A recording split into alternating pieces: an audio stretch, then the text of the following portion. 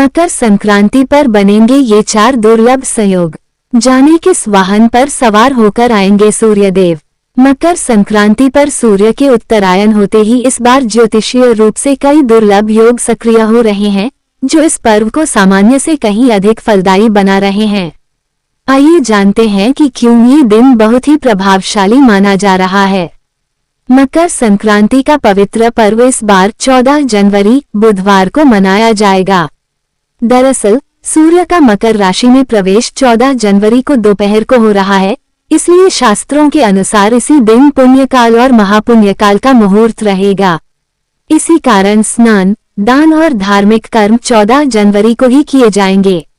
इस बार मकर संक्रांति कई विशेष ज्योतिषीय संयोगों के साथ आ रही है, जिससे इसका धार्मिक और आध्यात्मिक महत्व और बढ़ गया है। मकर संक्रांति पर बनेंगे शुभ योग। इस वर्ष मकर संक्रांति पर कुल 4 शुभ संयोगों का निर्माण हो रहा है, जो इसे अत्यंत फलदायी बनाते हैं। वृद्धि योग इस योग को अत्यंत शुभ माना जाता है।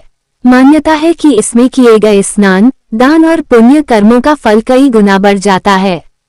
मकर संक्रांति का मुख्य पुण्यकाल इसी योग में रहेगा। ध्रुव योग ये योग स्थायित्व और सफलता का प्रतीक माना जाता है। इस दौरान किए गए शुभ कार्य लंबे समय तक सकारात्मक परिणाम देते हैं। अनुराधा नक्षत्र पूरे दिन अनुराधा नक्षत्र रहेगा, जिसके स्वामी शनि हैं और शनि सूर्य में पिता पुत्र का संबंध होता है। ये नक्षत्र अनुशासन, नेतृत्व और आध्यात्मिक गहराई से जुड़ा माना जाता है। शक्तिला एकादशी जो लोग शक्तिला एकादशी का व्रत रखते हैं, वे मकर संक्रांति के दिन सूर्योदय के बाद स्नान दान कर पारण करेंगे, जिससे विशेष पुण्य की प्राप्ति होगी। सूर्य देव का ये रहेगा वाहन। इस वर्ष की मकर संक्रांति को मंदाकिनी नाम दिया गया है। मान्यताओं के अनुसार इस दिन सूर्य देव पीत वस्त्र धारण कर बाघ पर आरूढ़ होंगे, जबकि उनका उपवाहन घोड़ा रहेगा। उनकी दृष्टि ईशान दिशा की ओर होगी और वे पश्चिम दिशा में गमन करेंगे। सूर्य देव का अस्त्र गदा बताया गया है और वे भोग की अवस्था में होंगे।